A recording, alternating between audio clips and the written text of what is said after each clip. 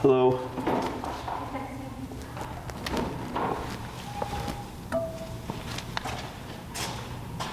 Good.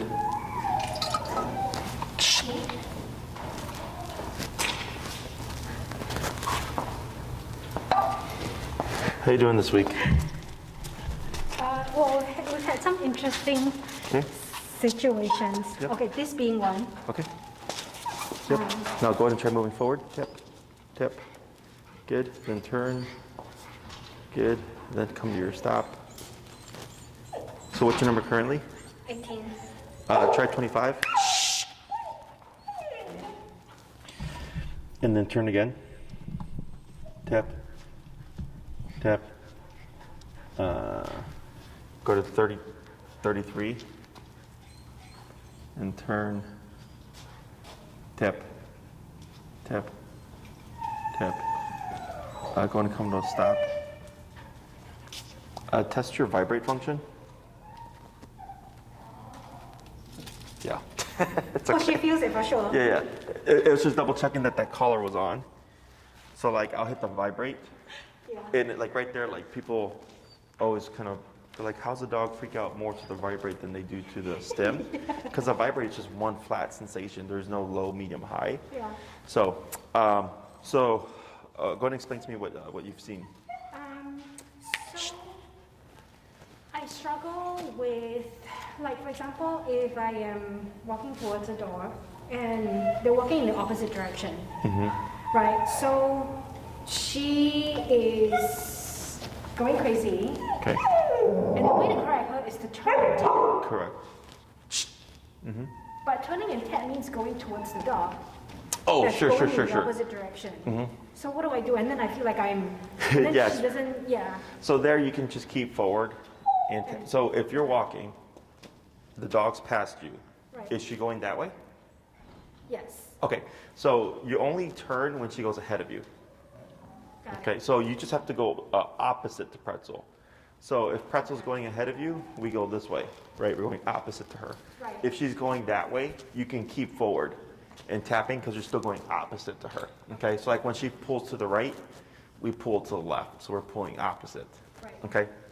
But if she is, so she's still walking in this direction, her head, she's distracted with what's behind her though. And so she's lagging behind. So do I just tap and go forward? Okay. Yeah, and I would slow walk because I want to keep her in that moment until she comes here. Right. Because if you walk at a normal pace, you're going to leave the distraction faster. So I use it to my advantage. So if she's pulling back that way, I just go slower because you just need her to go over there. So for Pretzel, she's going over here, and eventually you keep going up, and then it's, and she catches up to you, okay? But if you're going quick, you're going to end up pulling her away, and you're going to lose the moment, okay? So walking past dogs has been an issue. So she's been fine just walking like on the side of the road. On pavement. This week, I started bringing her onto grass. Yeah. And the first time she went on, because the past couple of times I would break for her to go on the grass, for play, and then we'll go And now back. she thinks.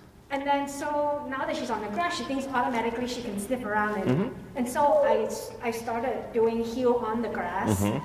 The first time was crazy. She didn't know what to do. I had to go up to 50. And then the second time was a lot better. So dogs being one, and she's doing a lot better with like distractions on the grass with dogs. What was interesting though was we walked past a statue, and she started barking and going crazy, like and running in the opposite direction. Oh, sure. And she just wouldn't go near it, no matter how Hi. high I tap. So what do I do? So were you on the sidewalk when the statue was here? We were in a park walking towards the statue. Gotcha. How high did you go? I want to say 70. Okay. And then you're tapping, did she feel it? Was she like jumping? Yeah, well, I don't even know if I can tell she's feeling it because she's just like constantly barking and darting away. Okay, so that's normal. Some dogs care about statues, some dogs don't. Okay, my dog doesn't like statues. My pit, Lexi, big old dog, very confident dog, doesn't like statues. But what she does is she does this. She gets, but in the beginning, she did that. Where she was like, oh, I don't know what this is. And then I use power. And eventually, like, she'll walk by it. She doesn't like them. She's kind of like suspicious of them, but she'll walk past them. Okay, so I just keep going up.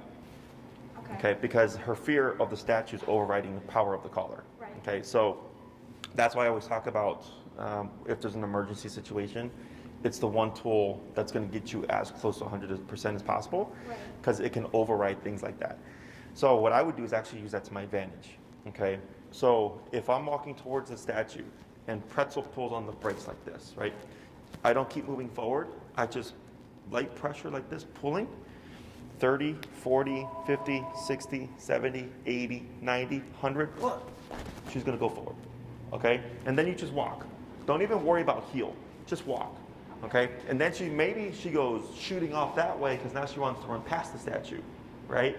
Then I go this way, 20, 30, 40, 50, 60, boom. But it's easier. I don't have to go to 100, I just go to 60, right? And then I'm just walking, I don't care about heel, I'm just trying to get her to move. So I'm tapping while I am stationary and... Because she's already I'm doing on this. my side. Correct, because she's already doing this. Right. And you're just doing this. Light pull like this, okay? So you're frozen in a forward moving posture. Little bit of a pull, and then you get this. 20, 30, 40, 50, 60, 70, 80, 90, boom. Then I just walk. Then she shoots off. Then I turn, there's no rush here. 20, 30, 40, 50, boom. Then she comes back, but it's easier because you overrode the first one. Every time you override the brain, it should technically get more easy to work with. Then I come back, and then I go like this. Then I walk, and maybe she's walking, but she's like this. I just walk, no collar, just walk. And then walk again, and then walk, and I just keep repeating, right? Because you can't make her like it, okay? So behavior always supersedes obedience, meaning behavior is always more important. If she's too scared to walk past or towards a statue, I just care about her walking. I don't need it to be perfect. So like my dog, if there was a statue here, she's in the heel. She should be on the left, but she hates statues. So she might come over here. But then once we're done, she'll come back over here. I don't care because I can't make her like the statue. Now you can do positive reinforcement, you can do treats and stuff if you want, but in some cases, if the dog, like those big, have you ever seen those air guys at the car thing, right? A lot of dogs hate those things. Yeah, so because it's so erratic, it's big movements, it makes noises, right? That good luck trying to get the dog to like that. I just care about the dog walking past it, okay? So once you get that down, I usually do about 3 reps of just 1, 2, 3, just being able to walk, and then we just walk. Okay? And then I go, I'm gonna make that a part of my walk now. Every day, you walk past the next day, maybe a little bit, 20, boom. And she's able to walk past it. And 1, 2, 3, and we continue our walk. And eventually you just can walk past it. And she might give a little bit of an aversion, but not as crazy as this. Okay? So you're also teaching her, when you go into fear and you feel this, it's gonna keep going up, you have to get over your fear. Okay? So it's a motivator, And then, so because it's 2 things. We have physical and mental. E-collar is physical. It's real. She can feel it. The statue is mental. There is no connection. It's the fear of, right? So she's got to do math, and she's like, okay, what sucks more, this or walking towards the statue? Does that make sense? So if someone were to ask me, am I more afraid of serial killers or ghosts?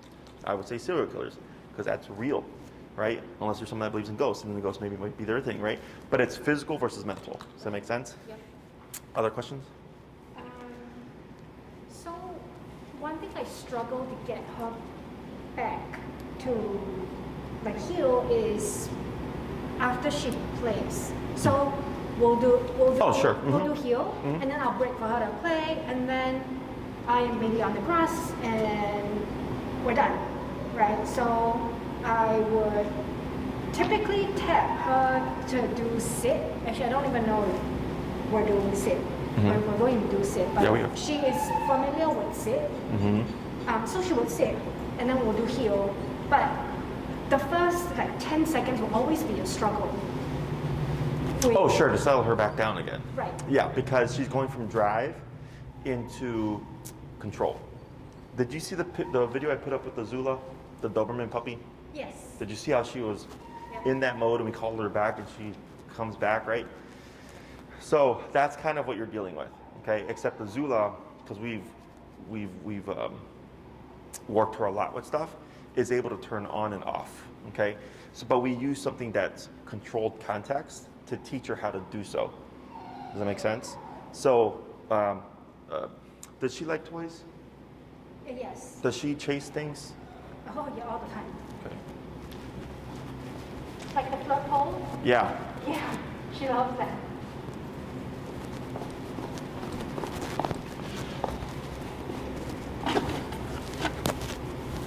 Do you have one? I do. Oh, perfect. Go ahead and tell her break. Okay.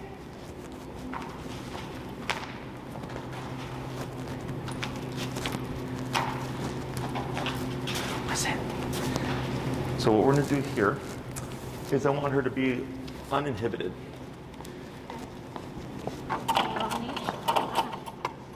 Yep.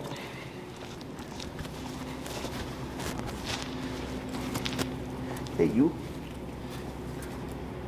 So you can actually use your flirt pole at home to help her learn how to turn on and off. Okay. I just don't have a lot of space at home. You can do it outside. Go in the grass. You know, if she'll work for this in the grass. What's that? Oh, what's that? Oh, what's that? Good girl. What's that? Oh, what's that? Hey, what's this? Right, so she starts going to like this. What do you? Okay. What's this? So what are you trying to do? You're trying to get her back into heel, right? Right. And then you put her in a sit first. Is that correct? Okay. So what's your number right now? 31. Go down to 12. Oh, good girl. What's that? Oh, good girl. What's this? And very, when I say tap, you're gonna press, okay? Tap.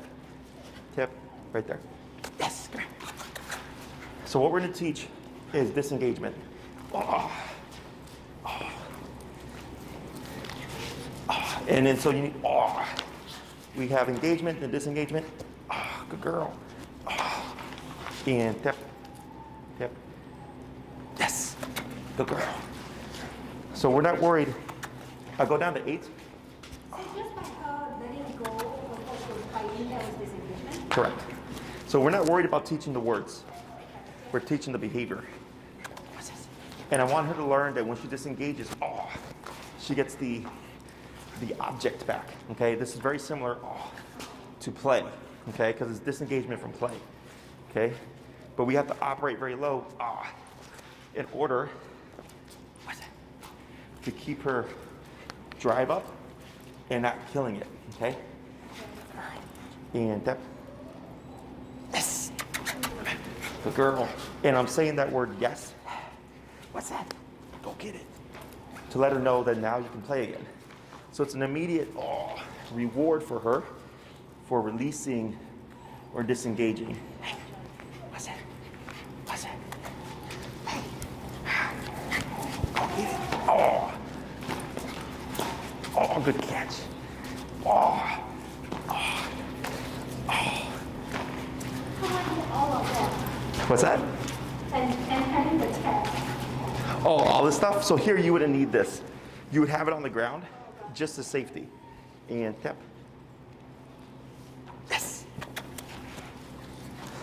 Good girl. So now we're gonna start putting a word to this. Do you want to use drop or out? Which word do you want to use?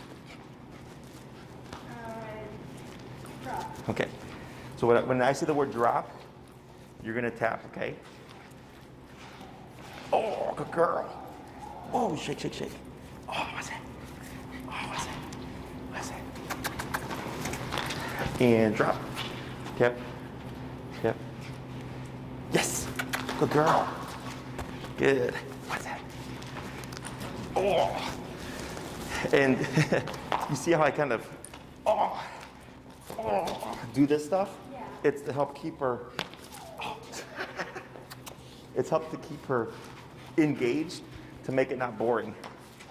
Okay, because if it's just she shakes it and stuff, this is, how would you say? We're gonna wait a moment. Drop, tip, and wait. Good. So here, when we're playing the tug game, if it's just she gets it and she wins, and there's no back and forth, it becomes one-sided. So then they lose interest. So when I start to see her get it and get really mouthy with it, like doing this big old thing, it's kind of like with kids. You ever seen like when the kid will tackle the dad or the mom, and they're like, they make this big old spiel about it? Yeah. It's to build confidence. So it's the same thing for dogs. So like in Azula's video, I was doing the same thing, where she was tugging, and I'm like, and I'm giving into her, and I can feel her pulling against me, and I give in when she pulls against me, because I want her to let her know you can win, because it's no fun if I always win. Yeah. So the way that I win is by disengaging when I say drop and all that stuff. The way she wins is when she gets the tug, and I give into her, and I let her have it, right? So it's a balance of both of us winning. So here, we first did a few very low level taps to back her off, but then immediately back to the game again. Because if I waited too much in the beginning, she starts to get disinterested. So in the beginning, it's disengagement, immediate re-engagement. Right. Okay. Once I saw that was doing well, we went down from 12 to 8. 8 was working well too. And she was learning to back off. Drop. Okay, drop. Then the tap, she disengaged, immediate reward, because we're still in that phase of keeping her, putting control but keeping her interested. Okay? And then this last one, I said drop, tap to disengage her, and she within a few seconds settled. Okay? So we're turning her on, but then also turning her off. So once I cue the word drop, this is now off limits. Okay? So unless I say yes, break to re-engage her, even if I throw this like this, there should be no interest. Okay? This is okay, right? But you can see how the brain is starting to think about it, right? But she doesn't do anything. Yes, break. And then I re-engage. Yeah, the girl. What's that? What's that? Oh. What's that? What's that?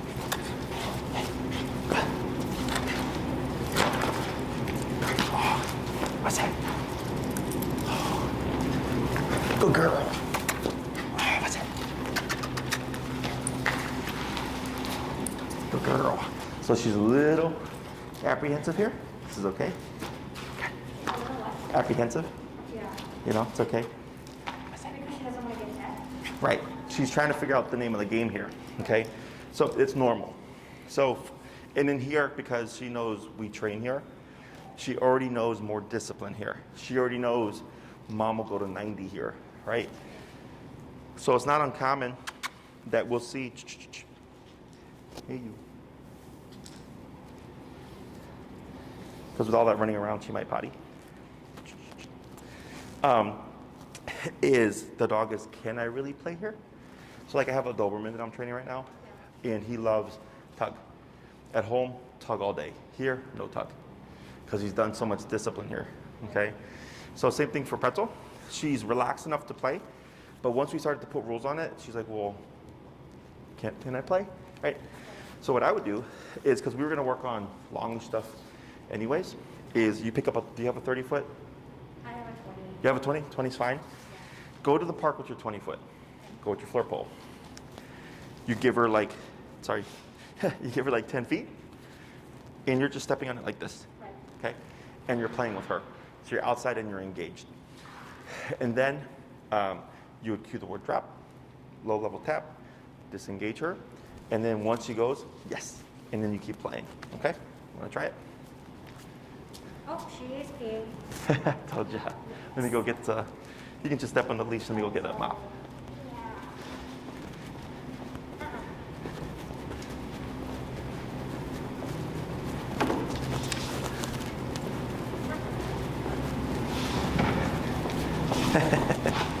Yeah, it's all right. Also, when you're outside, you don't have to worry about this happening. And so there were a couple times where she's just walking right heel and she is hearing the heel, and then she stops and pees. Oh, sure. Is this after you've given her time to potty? Yes. So she still does these little weird little pees, even though she's just on potty. So, go for a walk, you let her pee, you start walking, she stops and pees again. Right. So, for example, once I bring her out, she goes potty right away, right outside my building. And then we will do heel, we'll walk to the park, we'll get on grass, and once she gets on grass, there's sometimes where she'll just continue heel, but more often than not, like she'll stop and do these little marking pees. I don't do anything though. That's fine. Yeah, she's on her own time. But then so if she's on the grass marking, like when break means you're off the clock, you can pee 100 times for all I care. Okay? But if she's doing a lot of running around on the way back, all that movement is what creates this. Right. Okay? So how does she now too? Sorry, how old is she? Yeah. 9 months. 9 months? Is she getting any water in that time frame? Of like playing and stuff? No. No water? Okay. She actually only gets water with her food, just twice a day. Okay.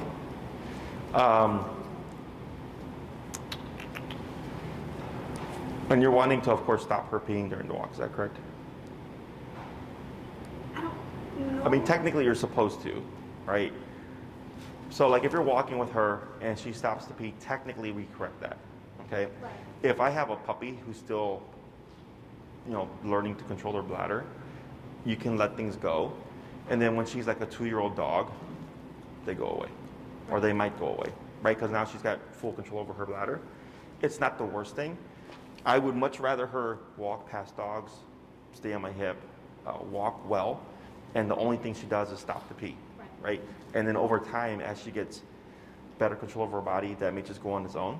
Otherwise, before the walk, we potty, we walk to the park, she plays, separating her, and before we start the walk again, distance from the distraction, another potty break, and then the walk home, okay? Because if we go from play, even if she's peed a couple times during play, and then go straight into the walk, probably gonna have another potty.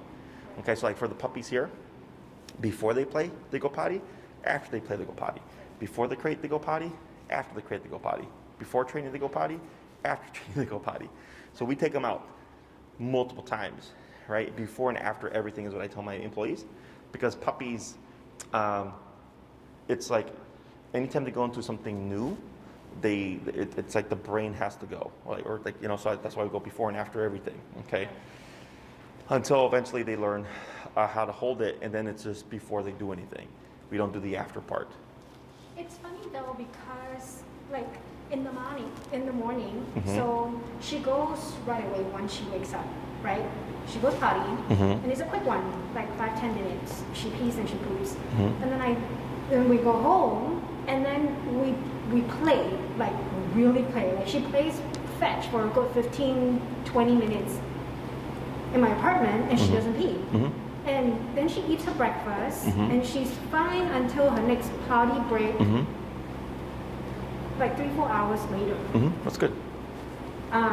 Okay, so why outside and not inside? Yeah. Because outside there's no structure there. okay. Inside, but that's why inside the home we do those things. Remember, we started with a couple of hours every 2 hours. And so that's where it's beginning to click to her that she has to go outside. Yeah, because remember, outside for the dog is the bathroom. Gotcha. For us, it's the bathroom, you know? So she goes outside, she goes, oh, grass, and there's all this grass I can pee on or poop on, you know? So that's why for outside, it's more sporadic and it's not on the schedule. But all we care about is inside the home. But what about inside a coffee place or inside somebody else's? It should transfer because it looks similar. Okay, because being inside a space like that versus being outside where there's no roof, there's no cover, you know. Now, can she have a potty make mistake at somebody else's house? Yes, it can still happen, but less likely to, especially if she's like fully trained. So like my Chihuahua is potty trained, but I guarantee you if I took him to anybody else's house, he'd pee. But he's not peeing a potty break or whatever, he's peeing a mark, okay? I guarantee it. It's just because he wasn't neutered until he was like 7. So that instinct of marking is a long thing that he's done. But when on the heel, he won't mark. On his break time, he'll mark everything. But I don't care. In my place, nothing. If I move to a new place, I usually expect 1 or 2, but then I'll correct them. And then he's learned like, oh, okay, I don't do that here. But if it's anybody else's place, for sure he's going to mark. Okay, it's just dog instinct. But he's potty trained. Okay. So, but I wouldn't worry about the outside stuff. As long as, you know, you can always prioritize things. Oh, she walks past dogs. She comes when I call her. She stops once to pee on the way back. It's fine. But if you want to prevent it, 1 more break before we actually leave the park. Okay? Other questions? Barking at anything, but still doing heel. Okay. Correction. Okay. So you would just keep walking and tap. Okay. Okay. So like if she's in a heel and like a truck goes by, bark, right? Just tap. And you keep going. You don't need to turn there because you're just telling her, don't worry about that, worry about this. Okay, so that you just keep your momentum for her. Okay. If it keeps happening, let's say you're on 20, bark, tap, stop, but she barks at every truck, then 20 is not enough to stop it or deter it. It's enough to stop it, but not deter it. So then I go to 25. Bark, tap, right? Is there space? And then eventually, like maybe you hit 30, and every time she sees a truck and you tap her, eventually she just stops barking at trucks. So 30 was enough to deter it. But you don't have to turn there, you just keep your movement as long as she's here to you and just tap for the behavior. Okay? So that's why the heel is important, because it's her reference point. Okay? Don't focus on that, focus on this. And then the whole being distracted when she is sitting. So she's stopping with me, but instead of paying attention and she's just looking everywhere, sniffing everywhere. She's not breaking her sit. And then when I say heel, because she's not paying attention, you know, she's, So should I correct the... Tap. Okay. So if I say heel and I start walking and she's not moving, I'm tapping to bring her to my side. If she's holding the sitting position, I would ignore, as long as she's not breaking it, the sniffing and the looking around. Okay. Only worry about when you say heel, she should be here. Okay, because technically, if that butt's on the ground, technically, those things aren't wrong. It's just now she's getting distracted that she's not paying attention when you start moving again. Right. So what's going to happen is she's going to be like this, and the moment you say heel, she's going to start walking. Because she's going to associate it when mom says heel, and I don't respond, there's going to be a tap. Okay? So we usually see that when we do stay, because we do stay from heel. That the dog, since we're doing stay, will start to hesitate on the heel because they're learning something new. They're learning don't move. Okay? So if we see that happen, it's the same thing, we just tap to bring the dog to the leg. Okay? What happens if it's too loud? For example, she can't hear my command. Is it just body movement? Okay. Yep. You would still say heel.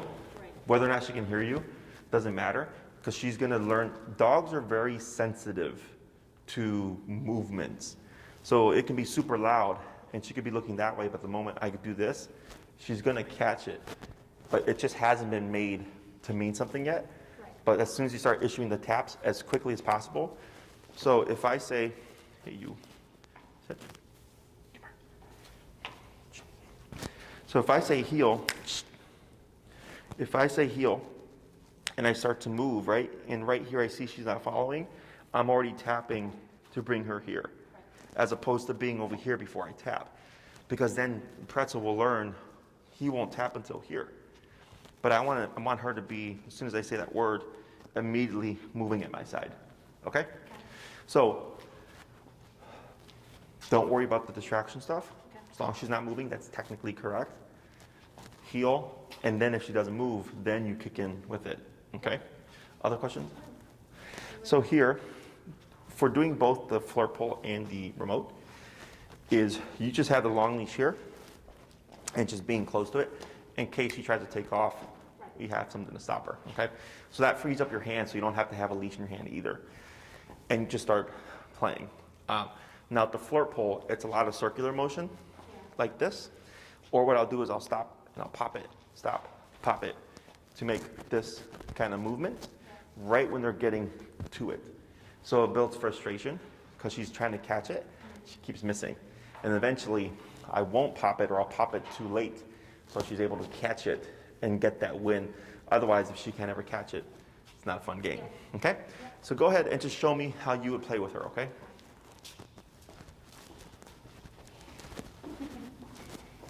That's a break. What is this?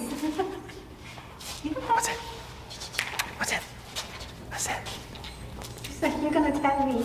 What's that? So try this. So you want the thing to be slack, Okay. like this. Pretzel, break. What's that? What's that? What's that? What's that? What's that? Right, good girl. So here she wants to, right? Yeah. There we go. Yes. So that's why yes. Come on. Good girl. That's where the energy comes into play. Yeah, she reacts that time. What's it? Good. Good. So feel free to bring in other stuff that you know she likes. There's no rules to this. Other than when I say drop, it means disengage. Okay?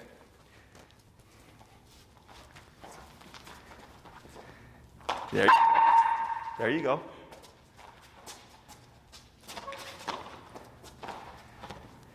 There you go. Yes. Yes. What's it? What's it? What's it? What's it? There you go. Oh, what's it? Good girl. Yes, there you go. Good, yep. And if you see her catch it, right? There you go. Yes, good girl. Yeah, go get it. What's that? What's that?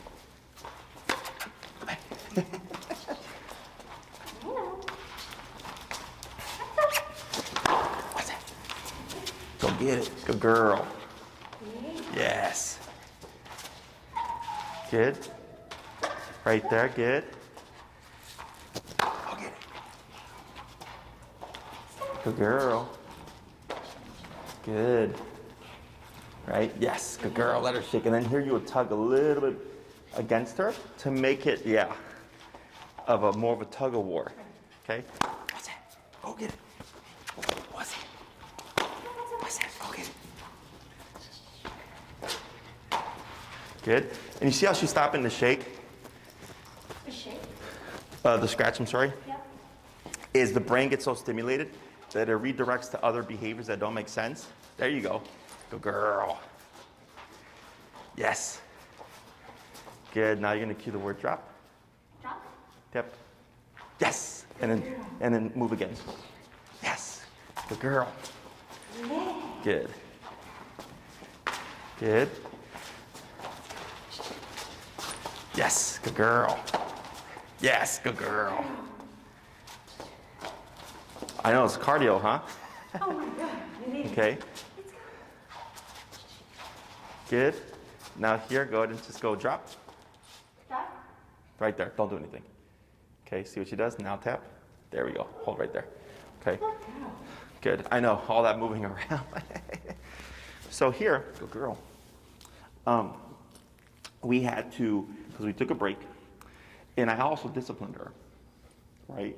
When I wanted her to sit put, and I said, because that means I disagree with what you're doing.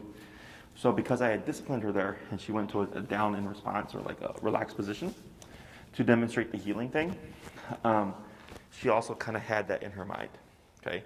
So then we had to bring her back from 0. Because, again, being able to have the ability of turning her on and turning her off. A lot of people, very easy to turn a dog on, very hard to turn them off. So here, when I gave her that presence of like, I disagree, like right here, I'm saying, shh, I disagree with what you're doing, okay? So don't be moving anymore. We're now done with the game. Then we go into the game, right? But we're also going into it with you. And she's going, well, the last few times we were here with Jesse, we weren't playing games. So then she becomes skeptical. So then you play, put energy, clapping, right? Playing with her, moving back and forth and stuff. Until eventually she's like, oh, because especially when I was kind of tossing it at her, you could see her with just a little tiniest of things, right? Because she's going, can I? And it was going unchecked. I'm going, yeah, you can do that right now. Finally, we get the engagement, moving back and forth and stuff. And she barks. There was that big bark, right? That was good because she's like, oh, okay, I'm loosening up now. And then it took a bit before she actually went for it. Then you said drop, tap, immediate yes, right? But then you start to see her become apprehensive again, right? So then we had to let her have a few unchecked bites on the rag. And at the end, she ended up kind of catching it and drop to disengage it. Now it's off limits again, okay? So when you do this outside, this is a completely separate thing that you're doing. But what you're teaching Pretzel is how to go from on to off, okay? So it's similar to her playing with dogs, except her intensity is going to be higher, okay? So like, let's say you call her and you pop her in the leash and she's still just hopping around, I would just go 10, 15, 20, 25, and then you might just see her all of a sudden just settle. Okay, so no command. Right, because it's, once I remove you from there, we're done. Okay, so I do a lot of default stuff. Whereas people tend to put everything on commands. So my default is, if I pull you from the playground, we're done. Right, so kind of like for me growing up, if my mom picked me up from the arcade, we're done with games, we're going home now. Right? Or if she picked me up from the playground and I was running around screaming, pick me up, put me in the car, I was not screaming in the car. You're quiet, we're going home now, right? Same thing here. I don't care what you do when you're playing, but as soon as I take you from that environment, we're done. So she just turns off and goes, okay, Mom, what's next? And then she can follow. So in order for obedience to kick into the brain, you have to settle her down first. So that's why I always say behavior first. So if I have a dog lunging and barking, I don't worry about sit. I stop lunging and barking first. Once I stop lunging and barking, then I can worry about sit, stay, come, whatever, because now the dog's not engaged with that. But if they're being reactive, they don't care about sit. Does that make sense? Yeah. So same thing here. She's so jacked up on playing and excited, and I settle that down, then she's going to care more about the heel and all that stuff. Now, as you progress, it's going to be more kind of black and white, on and off. But in the beginning, what you're dealing with is normal, okay? And now this exercise gives you something in a controlled context where you can turn Pretzel on, but then have a cue for it, now we're done. So then when you walk with her, if you have your flirt pole and you're walking with her on the leash, if she's still on, what do you think is going to happen? She's going to try and jump. Yeah, she's going to keep going for that, right? But if she's off, she's going to just walk with you and the flirt pole is going to be here. She's like, okay, I don't care about the flirt pole anymore because we're done. Same thing right now, right? So I shut her down more, but you've been moving that thing around subtly. She's not caring about it, right? Because now the game is off, okay? So we're teaching her just because you see the object doesn't mean the game is going to be on. For certain dogs, like if let's say you're doing protection or sport type of training, you don't really want that. You want the dog to constantly want it because it gives you something to work with. For the average family pet, that's not what we're looking for. We want a dog that can do both. Okay? Does that make sense? Yeah. So, okay, so how do I translate it practically to, like when she breaks the play with dogs and I want to remove her from that and disengage her. So then it's to signify we're done, we're going home. How do I do that? The tapping? Yes. Okay. So you would Take her until we learn recall. Take her, Right. leash her, step away from the context, because it would be unfair if we're coming in, okay, at least in the beginning. If she's still like this on the end of the leash, that's why 15, 20, Gotcha. 25, 30, and what you're gonna see is once you hit the right number, she's gonna turn away from that and focus on you. Because you're saying, stop the engagement. Right. We're done. So it's kind of like what we did with this in the beginning. We weren't saying words. We just went really, really low. But I wanted to keep her engaged because I want to keep the tool as something I can use. Okay, in that setting, I'm really not caring about that. Because I know if I bring her back the next day, she's probably just gonna go back at it again. Because we're not going back to it, right? We're leaving it and we're going home. So I don't care about the re-engagement there. So once you find that she stops, what you'll end up then seeing is if you've settled her prior to walking, your heel is going to be a lot better.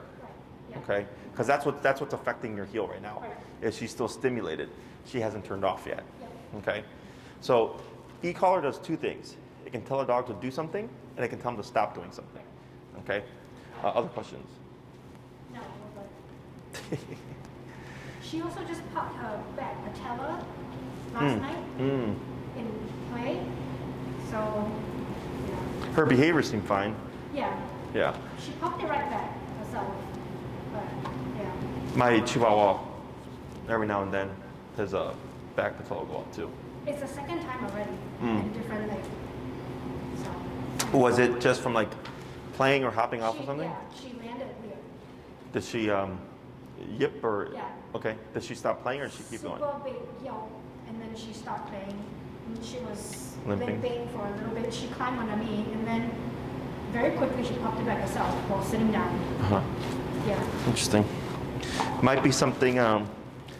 Next time she goes to the vet, just tell them like, hey, this happened, and they'll feel it. Like with my Chihuahua, they told me, because I think I had told them like, oh, this happened, and they felt it. They're like, oh yeah, he has a luxated patella or something like that. She does. She came with a grade 1. Grade. Well, the lowest. Oh, okay, that's what you're saying. Yeah. But it's been really, really infrequent for him. Like when it goes out, I notice when I used to live in places with stairs, that's when it's more common, because going up and down, I guess. But otherwise, he's 9 years old now, and it's super rare that his patella will go out. And he just popped it by himself. Any other questions? No, she's been doing a lot better with place at home. Okay. She was okay with place at a restaurant for the first time. Okay. But yeah, I think it was just a lot of stimulation. Sure. for the first time, so- Sure. This is going to help with that. Because now you're teaching impulse control. Yeah. Because that's all it is. So, because technically, if you put her on place and she's on the bed, she can do all this, right? She just can't step off of it. So she's mentally active, but she's contained. Okay. Now with these exercises, disengaging from play, disengaging from the flirt pole, whatever else that you may use, is teaching her just how to turn off. So then when you go to a restaurant again, you put her on place, and you want to disengage her with the tap, because you're saying, okay, I know you're on place, but I need you to relax more, then she'll go into it much more quickly. Okay, like even like this here. Okay, other questions? Let's see. Let's try, so does this make sense here? Yes. Yeah, so this, when you go to the park, just make this a part of your routine, you know? And you could even start with this first and then do the play, because if you do this after the play, probably gonna be too tired. Yeah. Okay, I would say 3 to 5 minutes, real short interaction. And what we're trying to find is the balance of when you say drop, she'll disengage, but when you say okay or break, she'll engage again. No hesitation. Once you start to see no hesitation, then you can start making it more strict. Okay, because you have to build the comfort first. On YouTube, I'm gonna put up Azula's longer video because I made two. There's the short one, the minute one, and then I made like a 15, 20-minute one that kind of does exactly this. And then you see how we progressed it, and at the end we're doing come when called off the flirt pole. So she's tugging at it, and then my brother Enrique will call her, and she like runs away, and then we reward her with sending her back again. But the longer version to give you an idea. Okay. Other questions? No. So let's go ahead and pop her on your regular leash. I'll go ahead and take this.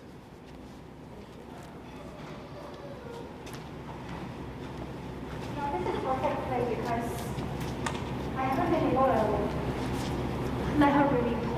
Because the dogs in the park are all off leash, and it's not an off leash park, so I can't get it off.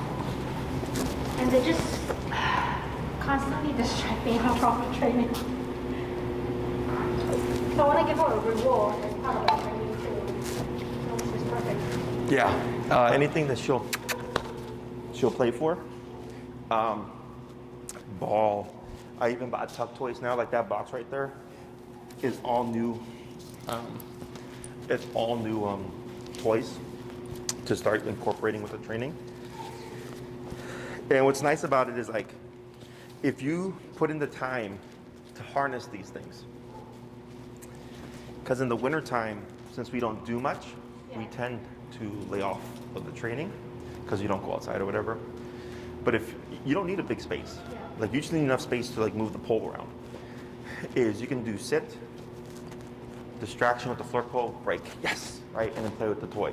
You can do place, distraction with the flirt pole, break, yes, and let her play with it. The down, all the stuff, stay, heel, all that stuff, break, boom, so let her play, have it. So you're actively practicing the command still, even though you're not realistically using them, to keep them in the dog's head. So like, if you ask me to do algebra, it's not gonna happen, okay? I haven't done that in 15 years, 20 years. So if you don't use it, you lose it. So dogs, it's kind of like riding a bike. They don't really lose it, but it gets sloppy, okay? So it gives you something during the wintertime, 10, 15 minutes a day that you can practice that keeps her sharp. And then this way, come the springtime or whatever, it's not like, oh man, like now she's sloppy. It's not gonna be perfect, but it's gonna be much better than if you had done nothing at all, okay? So what we're gonna do here with Miss Pretzel is we're gonna teach her stay, okay? So I'm gonna have you pop her in the heel. You're gonna walk down, you're gonna walk back, and you're gonna come to a stop, okay? Now, since Pretzel's on our left, the way I teach this, because I'll actually do this first. Go ahead and put her in the heel. Yeah. Tap.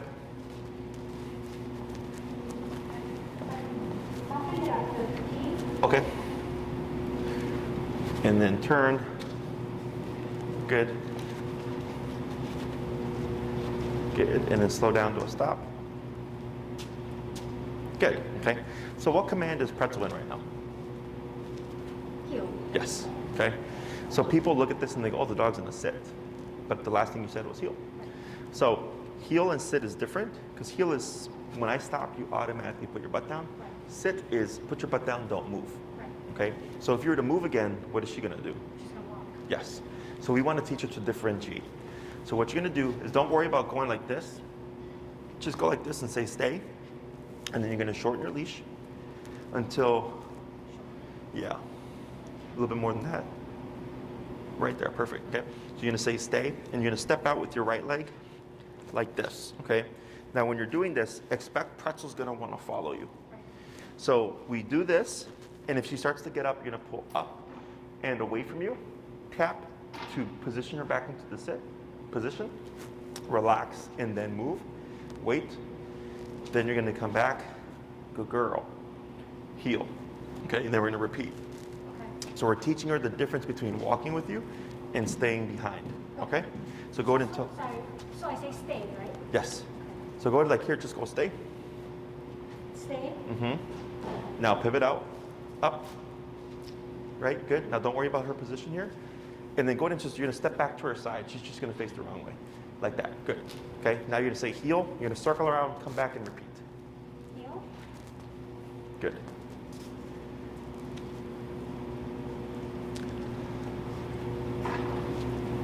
Good. Stay. Stay. Good.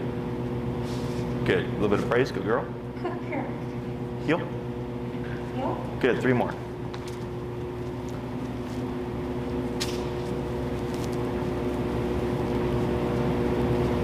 Good. Stay. Mm-hmm. Good. 2 more. Heel.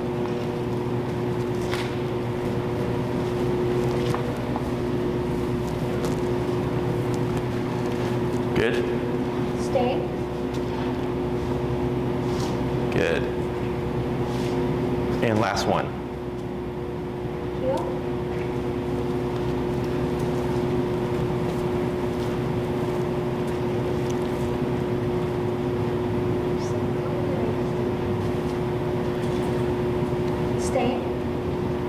Up. So right there, which foot did you move with? Oh, I moved with my left. You move it to the left, right? So this is where the leg is important, because heel means is left leg, stay is now right leg, okay? So go ahead, and that's the only thing you changed. She was doing good, other than the first one, she was not moving, and the one when you move with your left leg, Right. she moved with you, okay? So what you're gonna do is go ahead and put her in the heel to reset her, come to a stop, and then try again. Heel. Yep.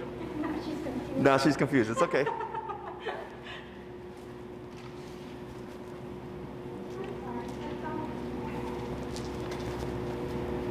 Good? Stay. Perfect. And then back. So what we're gonna do now Good girl. is repeat that same process. Okay. Stay, step out with the right leg, wait a second, and then you're gonna start to walk in a half circle around the front of Pretzel. Okay. Then you're gonna come back like this. Good girl. Heel, left leg. Okay? Okay. Heel. Mm-hmm.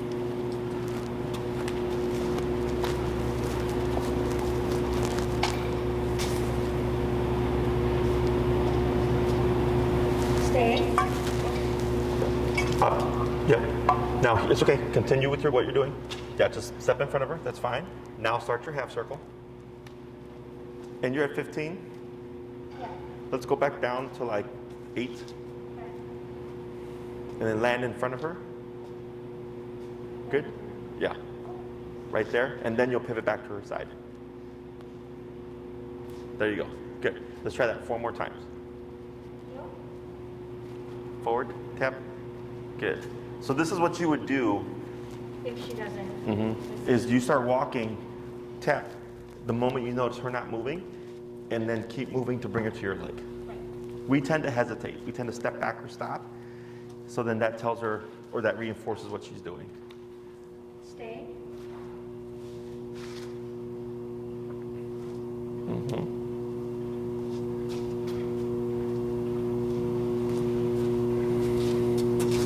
Good. Good. Back to her side. Excellent. 3 more. Heel.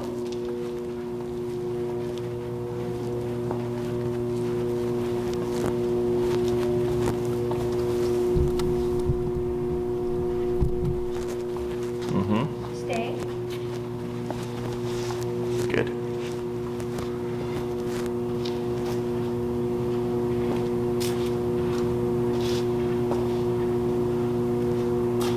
Good. Excellent. And 1 more. Heel. Yep. Good.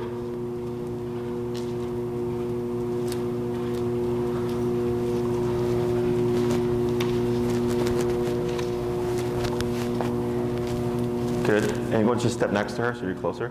Yeah, there you go. Stay. Now technically, Yeah.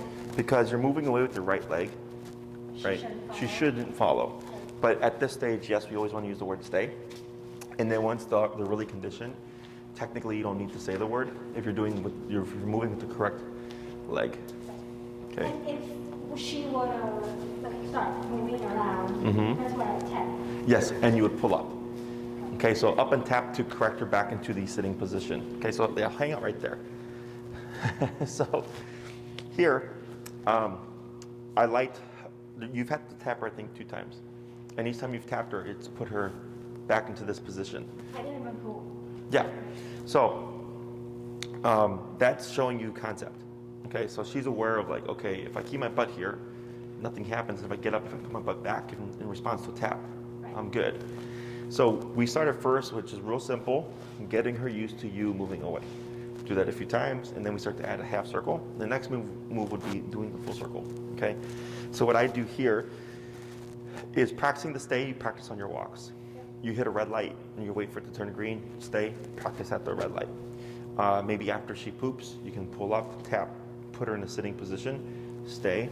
Instead of saying sit, pick up your poop, come back, heel, walk. When you see a trash can, stay, throw it away, come back, heel. Some people use it before they leave, like buildings or thresholds, where they'll open the door, say stay, Yeah. heel, and then they'll keep moving like that. It's for me, stay is the least useful because sit down in place have implied stay. Right. So the only time you're saying stay is when Pretzel's already performing or in the position. So when you're in the heel, she's sitting, but it's not a sit, right? It's a heel. So if you move, she's gonna move with you. So if I decide I need you to not move, stay, because I can't say sit, Right. okay? Let's say Pretzel's on her dog bed and she chose to go there. She can choose to get off. But then you decide, I need you to not move now, stay. Then it becomes place command. Right. That makes sense? Yeah. So like, I had a client before who their trainer told them to remove the dog and then say place to send the dog back, okay? Which isn't wrong. Right. Because the dog has to hear the command and perform the behavior in order to be in it, Right. okay? So, because place means go here, Yeah. but if the dog's already on place, where's the dog going? So that's where I said, okay, well, I'm gonna use stay whenever the dog's already performing the position instead of doing sit, stay, down, stay, or go to your bed, stay, okay? So then it becomes a command. So, but you can only do this for commands that you've layered remote over. So place and sit, okay, or the sitting position, because teaching auto sits was this motion, so she's familiar with it, but we haven't taught down with e-collar. So if she was laying down, you can't say stay, because if she gets up, you can't correct it because she's not learned it yet with remote, okay? So if she breaks a command, say she breaks her place command, do I typically then say place again to get her back, or just remote? Just tap. Okay. Because when you say the command, I should you only say it once. say it once, but also you're resetting. So if Pretzel goes to place and she starts to sneak off, if you say place, you just told her, go back. Nothing said, don't get off. Right. So when they perform the behavior and they're corrected, they go, oh, if you say place, it means stay, go here and don't move. Gotcha. Okay? It's super common. A lot of people do it, where they'll say, Jesse, I tell my dog place 20 times. And the dog keeps getting off. I'm like, yeah, because you keep resetting. Your new command overrides the old command, Yeah. even if it's the same command. Okay? So I say it once, and then we just reinforce it. So like when we have the dogs here, like we don't say place, we just tap, and they correct, and we go back to what we're doing. Yeah.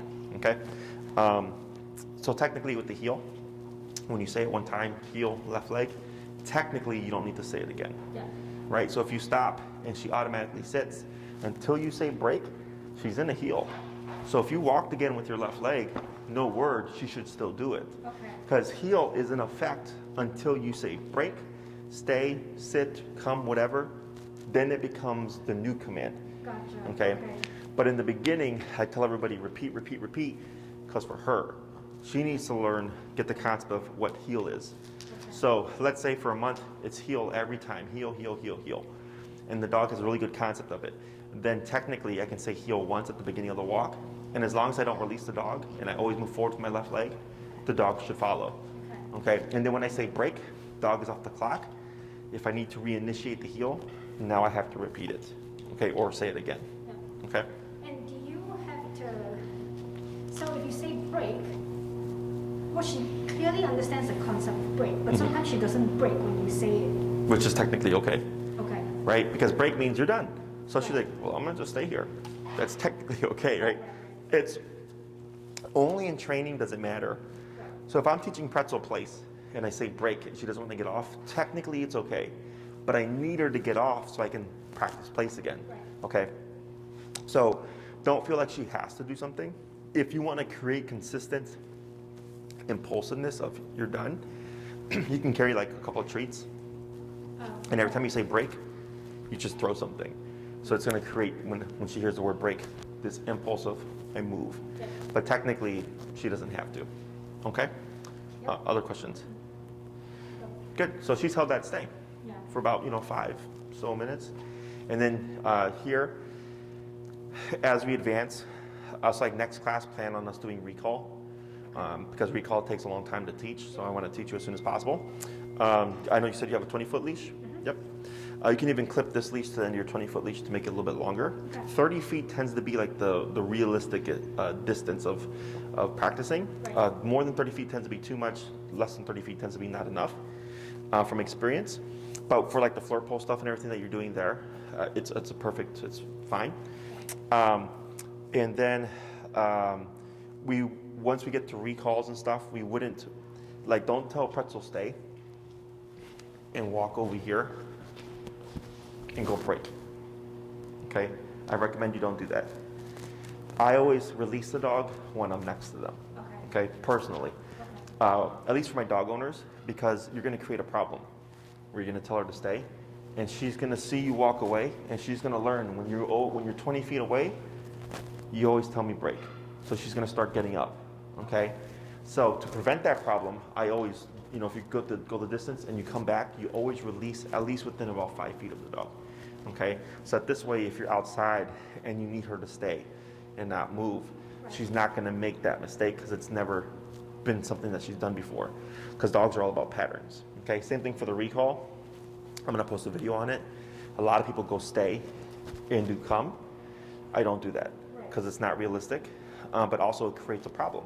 Now the dog's going to think you're going to call them every time you walk away. So then they're going to prematurely start chasing you. Yeah. So then if it's like, oh crap, I said stay and I need you to actually not move, now we have a problem. Yeah. I've seen that. I've seen her anticipating my moves and doing it ahead of what I do. Yep. So I had to correct it a couple times. Yeah, it's normal. They're just trying to be a step ahead, nothing bad. But that's how I prevent problems from happening. Some people do it, and I go, that's fine, but then it just makes more homework.